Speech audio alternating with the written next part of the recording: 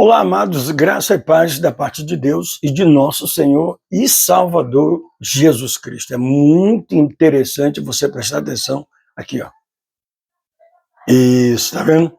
Tudo bem, tenha paciência. A realidade desse fato é dos missionários voluntários de Cristo Jesus. Missionários voluntários em cadeia. Eu estou chamando a sua atenção porque na grande comissão que Jesus criou com seus discípulos, do ide imperativo, é de anunciar o evangelho. Nós temos uma obrigação, e essa obrigação é imposta a todos que, na verdade, têm Jesus como Senhor e Salvador da sua vida. Eu vou citar 3 pontos importantíssimos, 3 motivos importantes de você divulgar o evangelho. Como divulgar o evangelho? Primeiro, é o seu testemunho de vida no lugar em que você mora. Isso é muito importante.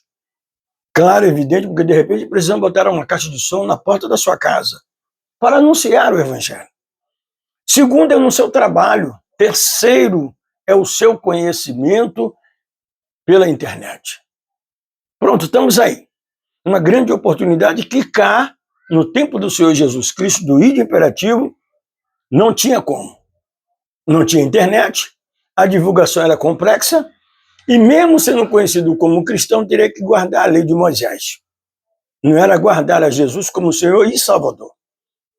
Tinha que guardar Moisés, guardar o testemunho da lei, guardar a Torá, com entendimento focado no objetivo, exatamente como os escribas e os fariseus orientavam. Mas hoje nós temos uma liberdade de anunciar a Cristo como Senhor e Salvador.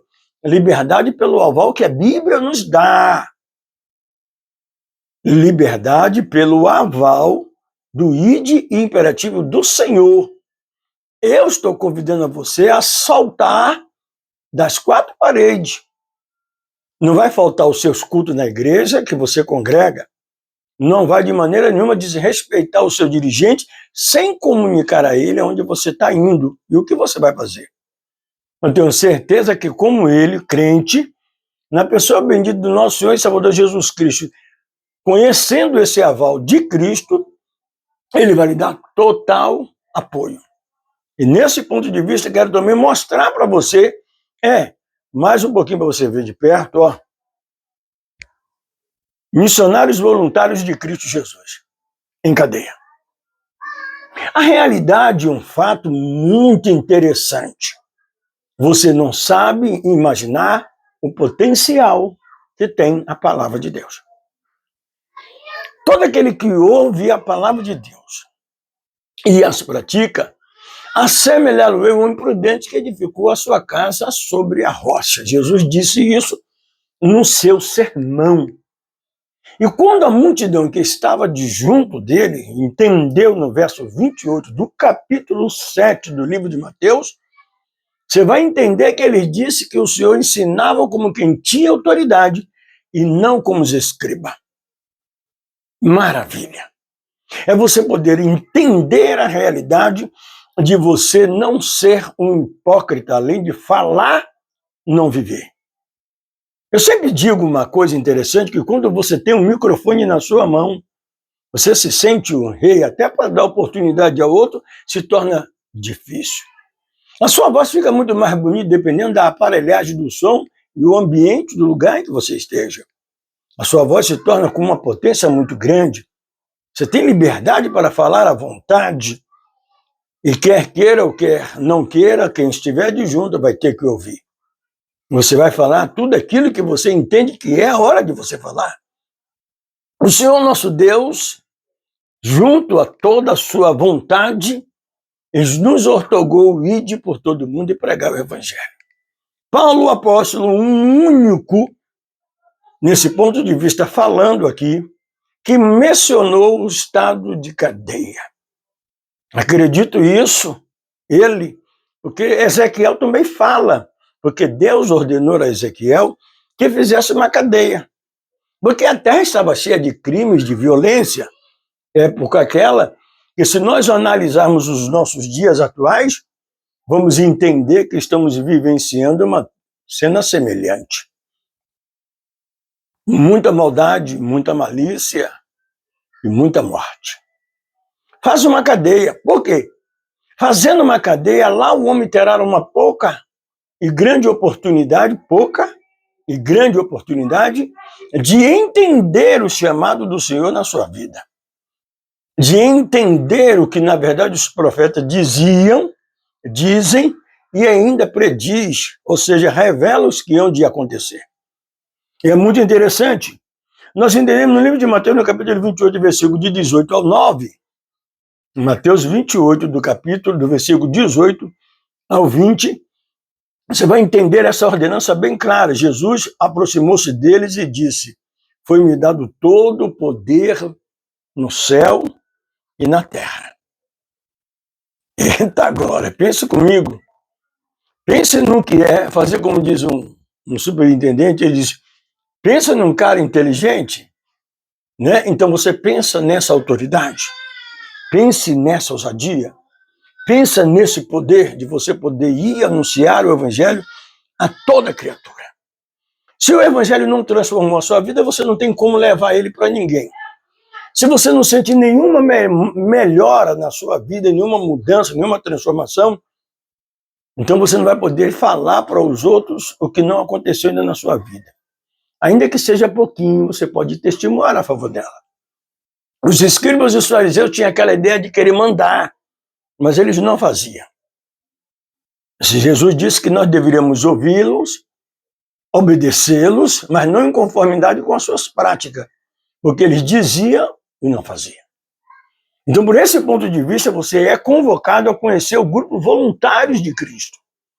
Grupos voluntários. A palavra voluntário não quer dizer também que você faz se quiser fazer, se não. Não, peraí. Até que sim, e até que não. Até que sim e até que não. Por quê?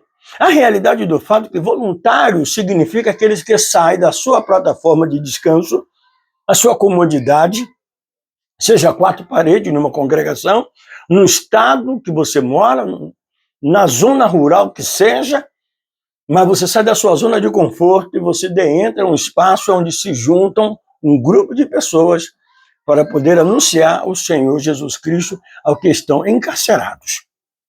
Já pensou nisso? Não. Talvez não. Talvez você já sentiu o desejo, mas não sabe, na verdade, como fazer para chegar a tal ponto, a tal nível. Mas eu estou chamando a sua atenção. O grupo Voluntários de Cristo. É muito interessante você saber também que você pode contribuir com essa obra. Evidentemente, procure só se informar. Toda obra de missões, toda obra de evangelismo, você pode ajudar. Onde quer que você esteja, de onde quer que você esteja, se você não pode ir de um jeito, de alguma maneira, você tem como ajudar. Incentivando é um grande passo. Contribuindo é um grande passo. Porque se leva a palavra de Deus, também se leva a comida, também se leva alimento, se leva água para beber, se leva tudo. Como você pode ajudar? Entrando em formação, em contato, conhecimento, você se envolve dentro do teor do ID e pregar o evangelho. Você congrega? Qual é o seu ministério? Tem evangelismo? Tem. Tem missões? Tem. Ah, mas eu não posso. Então você pode contribuir de alguma maneira. Se você é uma pessoa que a palavra chegou na sua vida, mudou o seu estado físico e espiritual de pensar e de agir, então você vai entender. Nós somos uma pessoas que vamos viver enquanto estivermos na Terra sempre aprendendo e sempre obedecendo uma maneira de mudar a nossa conduta ética, mental e espiritual. Isso são coisas interessantes, mas é Jesus que disse, venha comigo, você vai dizer, Jesus disse assim, ide depois e fazer discípulos de todas as nações, batizando-os em nome do Pai, do Filho e do Espírito Santo, e ensinando-as a guardar todas as coisas que eu vos tenho ordenado. Eis que estou convosco todos os dias, até a consumação dos séculos. Agora você que estuda hermenêutica e a teologia sistemática, você não vai ter que dizer que essa expressão está relacionada somente no tempo de Jesus, até a consumação dos séculos. Você tem uma liberdade para pensar como você queira. Porque eu tenho certeza absoluta, e gosto muito de utilizar esse meio, esse modo, de que se aquilo que não é do seu interesse, você não deve se abalar com isso. Exatamente. Se você não é a favor, você concernente é contra. Se você não ajuda, então você também não atrapalha. Tá certo? É verdade. O ide imperativo do Senhor é uma ordenança para todos aqueles que aceitam a Jesus Cristo como Senhor e Salvador da sua vida. Não é da vida alheia, é da sua vida. Ou seja, nisso emprega uma palavra que primeiro você tem que dar o seu testemunho antes de cobrar o testemunho de alguém. Primeiro você precisa assumir que é uma criatura nova em Cristo Jesus. Paulo escreve isso em 2 Coríntios, no capítulo 5, verso de número 17. Então é muito importante que você entenda isso de uma maneira clara e de uma maneira simples. Quem está em Cristo é uma nova criatura. Nicodemos, quando foi ter com o Senhor Jesus Cristo, num elogio maravilhoso que todos os homens gostam, especialmente os hipócritas. Os fingidos gostam muito de se exibir, se aparecer, né? Com a sua grande eloquência, como se assim se acham. Mas quando ele veio fazendo tudo isso para Jesus, Jesus disse de uma maneira muito simples: em verdade eu te digo que aquele que não nasceu de novo não pode entrar no reino do céu. Se Nicodemos estivesse precisando dessa brecha, desse argumento para poder passar por uma porta e ganhar as suas prioridades e os seus benefícios, ele ali se enganou. Porque para entrar no reino dos céus, ele precisa ter um único gabarito: aceitar a Jesus como Salvador, ou seja, nascer de novo. E ele pergunta uma pergunta inteligente, e que Jesus faz a ele, 2 mestres juntos, e ele pega e responde. Ele indaga, melhor dizendo: Senhor, como pode isso? Um homem velho nascer de novo. Jesus disse a ele que o que era nascido da carne é carne, mas o que é nascido do Espírito é Espírito. Então, é difícil para você? É sim difícil de entender isso. Por isso que muitas pessoas, até o dia de hoje, que não entendem essa área espiritual, não entendem o que é ser uma nova criatura.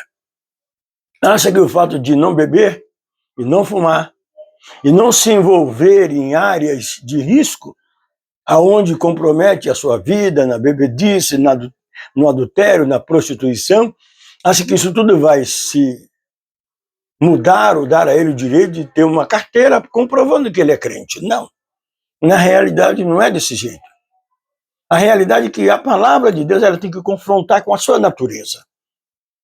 E os voluntários em Cristo Jesus também serão confrontados com a sua natureza, porque entrarão a um ambiente que eles precisam aprender como lá dentro se comportar, especialmente na questão de veste, especialmente na questão de se apresentar diante desse povo.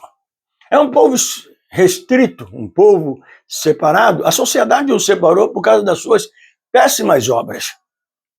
A sociedade separou, e existem 2 maneiras que a sociedade separa os maus elementos. Toda árvore boa, ela produz bom fruto, mas a árvore ruim, ela produz frutos ruins. A boa, bons frutos. Então você tem que se identificar pelo que você é. É uma boa pessoa? Oh, que coisa boa, você é uma boa pessoa, olha aí. E os seus frutos identificam o seu caráter de uma boa pessoa? Pronto, não se preocupe em analisar não, porque os fariseus estão à sua porta. Facilmente de identificar se você é ou se você não é. Tá certo? Mesmo que você esteja naquela luta para renunciar, naquela luta para poder sobreviver na fé. Mas isso faz parte do seu cotidiano, você terá que viver com isso. Está entendendo? Então nós temos aqui no versículo de número 23, como disse aqui o profeta, o que Deus diz na boca dele, viu? Em Ezequiel, Deus diz assim a ele: desejaria eu, de qualquer maneira, a morte do ímpio? Diz o Senhor Deus. Não desejaria, antes que se converta dos seus caminhos e viva. Antes ele se converta dos seus maus caminhos e viva. Essa é uma teoria divina, essa é uma ideia que Deus bate na tecla todo o tempo. E uma das últimas teclas que ele bateu foi enviar seu filho Jesus Cristo, para que, nascido de mulher, tivesse um relacionamento com toda a humanidade e anunciasse a verdade que é do reino de Deus. Paulo volta mais uma vez dizendo, lembrai-vos dos presos. Só que antes dessa fala, Paulo usa uma palavra muito interessante, Hebreus 13, 3. Mas no Hebreu 13, versículo de número 12, até 12, você vai entender claramente, 11, 12, você vai entender claramente Paulo dizendo, não vos esqueceis da hospitalidade, que alguns, sem saber, hospedaram o anjo. Aí você vai ter uma reflexão rápida, aonde? Em Sodoma. Sodoma, também aquela visita feita a Abraão, que seria pai de uma grande nação, aonde Sara não esperava a ideia de que ouviu que ela seria mãe. É interessante, né? Com aquela idade avançada, ser mãe. O que acontece aí? O anjo ouve ela rir, porque aquele riso dela não foi um riso de satisfação. Foi um riso, infelizmente tem que ser analisado esse riso, porque ele estava mais como desfeita e descrédito. Eu, numa idade dessa, aí o anjo repete para ela. O anjo ali em forma humana, como se usa-se um termo teológico, né?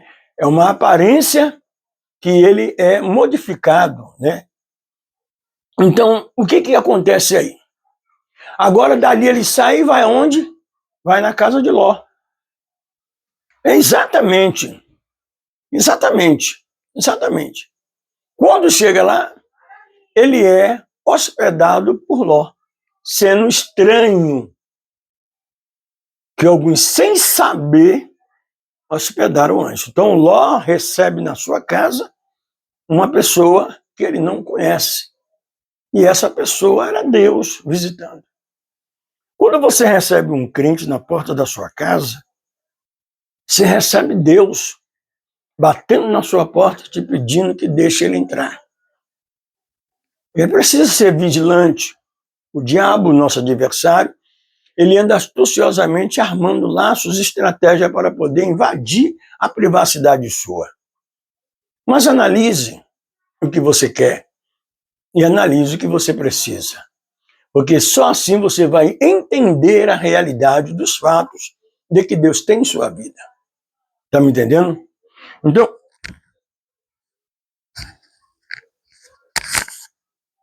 o que nos resta fazer agora, nesse ponto de vista, nessa situação única que você tem, é aceitar Jesus como o Salvador da sua vida.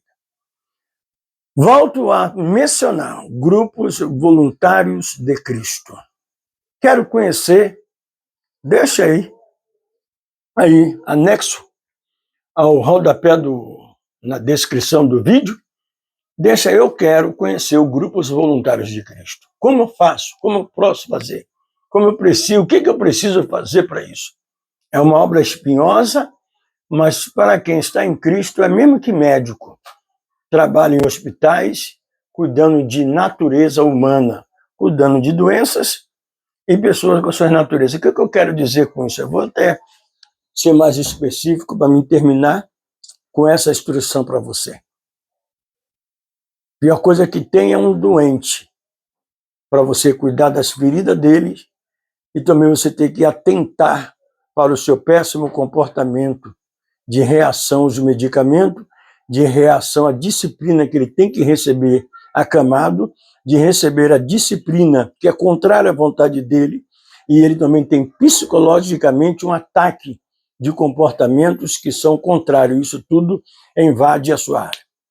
Os que estão encarcerados vivem da mesma forma, vivendo de uma maneira contra a sua vontade, mesmo sabendo que estão pagando por um crime que ele diz que não cometeu. Alguns confessam, alguns reconhecem que está ali porque fez por onde. Outros se diz ser justo, inocente, mas isso não é nós que temos essa responsabilidade de julgar ou de fazer esse julgamento. A nossa responsabilidade é somente ir e pregar o evangelho. E é muito interessante você saber que do muro, ali na penitenciária, tem um cercado gigante, é um cercado imenso. E lá dentro existem muitos ministérios que anunciam o evangelho lá dentro. Todos eles têm um ponto de apoio. Alguns chamam de base de apoio, outros chamam de ponto de apoio. E esses pontos de apoio são exatamente para poder receber os membros que vão, os membros que vêm, os membros que chegam para participar. E ali você encontra de todos eles. Por lo menos os 4 melhores voluntários de Cristo vocês encontram ali também. Voluntário é aquele que você já diz, né? Eu quero. Então você tem que levar com você a coragem, a sua fé, que ela é o que movimenta todas as coisas, e o seu livre-arbítrio. Lembrando que uma coisa, voluntário também tem responsabilidade. Responsabilidade requer também compromisso, com o que você vai arcar de estar ali para fazer essa grande obra. Tá certo? Volto com mais detalhe para você, em breve também trazendo testemunho de senhoras idosas de cabelos brancos, bem embranquecidos, com a idade bem avançada, e sente o grande amor por essas vidas. Porque entende, no amor de Deus, que é eles inocentes, armado pela cilada do adversário. Você lembra, finalizando aqui, você já assistiu aquele filme, que muitas das vezes você é obrigado a torcer pelo bandido? Porque você conhece o enredo da história. Você assistindo um filme, você conhece todo o enredo da história. E você sabe que, na verdade, armaram contra ele para ele poder ser preso ou morto. Infelizmente, isso acontece em famílias também, porque o diabo, ele é o adversário. Cenas que nós aprendemos, cenas que nós vivenciamos e cenas que nós vamos ter que bater de frente com essa situação. Esse é o caso dos encarcerados. O diabo, ele armou contra a minha e a sua vida para podermos nos encontrar em situações que precisamos de ajuda. E nesse ponto de vista, nós olhamos para quem? Para o autor e consumador da nossa fé. Nosso Deus, ele é o criador de tudo. Então, é ele que nos convoca, porque ele conhece a história. Então, para eles, todos estão à base desse conselho. Ide por todo mundo e pregai o evangelho a toda criatura. Muitos não estão atrás das grades. Muitos não estão atrás das grades, mas muitos estão fora das grades, oprimidos pelo diabo, para impedir que a obra de Deus tenha seu livre curso. E você? De que lado você está? É para o id ou para o que não id? Escolha. Deixa o seu comentário aí na descrição do vídeo. Forte abraço. Deus abençoe.